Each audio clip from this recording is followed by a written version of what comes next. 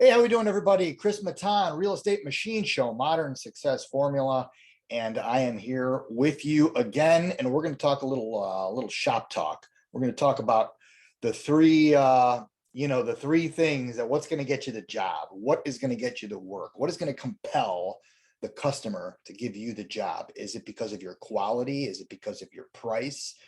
Or is it because of your delivery? Well, guess what? They all kind of work together, but sometimes two of the three tip the scales. And that's kind of what I want to talk about today. And I'm going to go briefly through each one: quality, price, and delivery, and just kind of give you my take on it. So, I run a small machine shop here in Cleveland, Ohio. We are considered a job shop. So we make parts to customers' prints. Our particular shop is not a very high volume or high production shop. So we're doing onesie twosies, 1, 2, 5, 10. If I get a 100-piece order, I'm sending somebody to Hawaii. So all you purchasing agents out there, take note, call me if you want to send me a 100-piece order on something.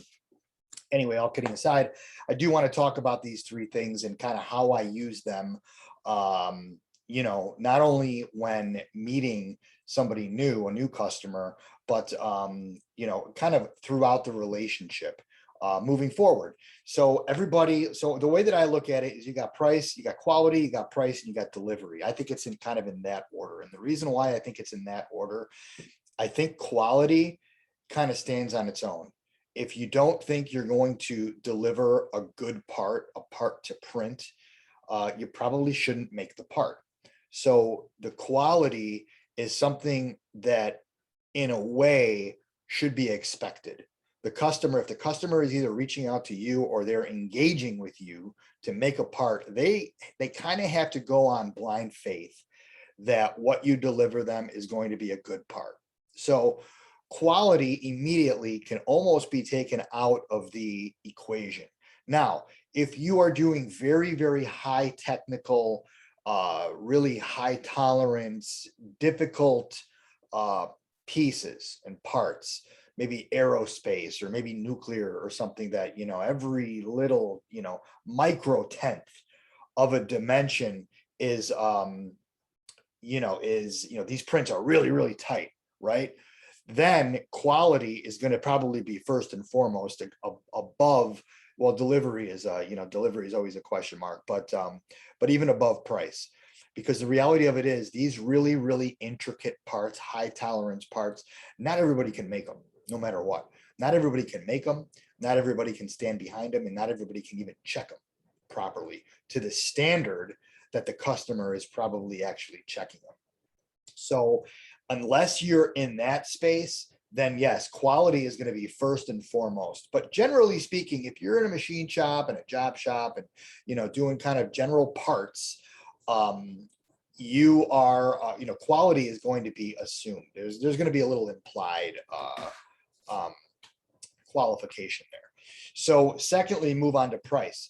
So pricing is a funny thing because every shop has got different shop rates that they're going to use. And, I have my formula on how I price a job. I've got a little spreadsheet thing that I made. And, I'm not very technical. I'm not the most sophisticated guy on the block, but, I try to stay pretty consistent with how I quote things. And, it's an element, there's two pieces to that. There's your shop.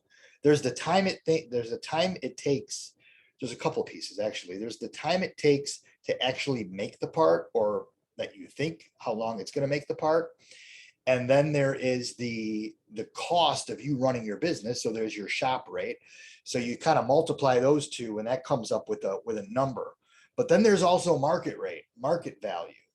And sometimes market value is up here, sometimes it's down here, depending on where your rate's at. So you kind of have to do a little bit of a dance to dial in that number, a number that you don't think you're going to lose money on, a number that you're going to make money on, and a number that the market bears. Because I've been caught sometimes where I'll quote a job for $100 and the customer comes back to me and says, well, I got the guy next door, he's going to do it for 20. So my first reaction is, well, go do it for 20. What are you doing with me for 100?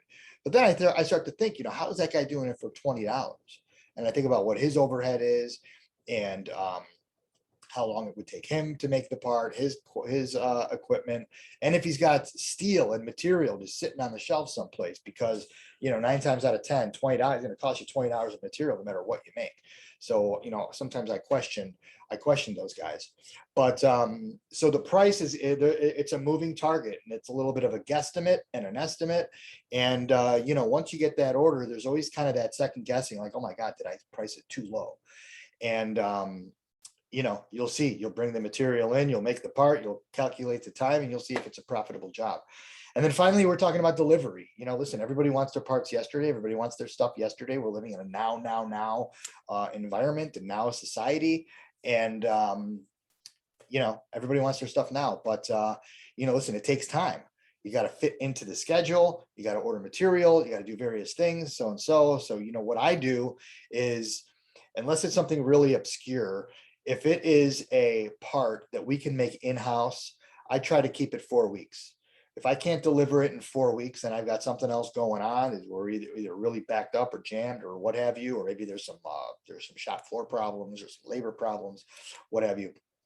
But I try to keep it 4 weeks. If I have to send it out for any kind of operation, a heat treat operation, a grinding operation, a black oxide, and anything, that could add a week, 2, 3, 4 weeks, depending on how many extra operations there is. So, generally, stuff that comes through my shop, I'm normally between 4 and 8 weeks. Anything over 8 weeks, it's a really wild part that is going to go all over town. And maybe there's a backup on even getting material. So anyway, those are the 3 things that I'm looking at when I'm quoting, and always thinking about. It's quality, price, and delivery. And it's like that 3-legged stool that in order to get that job, those 3 things kind of have to all align. And that's what I'm conscious of, on a daily basis, and dealing with my customers and keeping my customers happy, because that's the most important thing. The customer is always right. First the customer, then mama, right? Have a great day, everybody.